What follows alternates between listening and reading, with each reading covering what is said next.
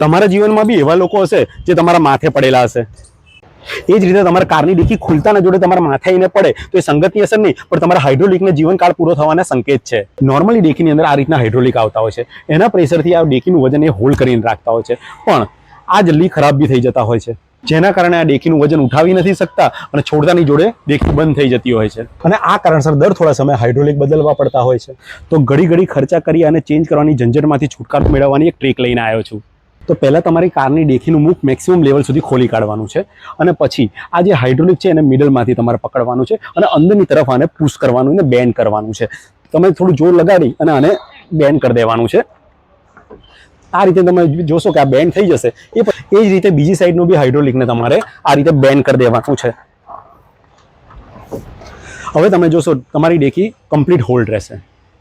હવે તમે જોઈ શકો તમારી કારની ડેકી હોલ્ડ રહે છે, અને તમે થોડી નીચે બી કરશો તો બી એ સ્ટેડી રહેશે. હજી તમે નીચી કરશો તો બી એ પ્રોપર હોલ્ડ રહેશે, અને પછી તમે જોશો તો એ બંધ થઈ જશે.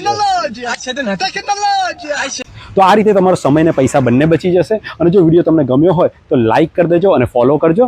Good day.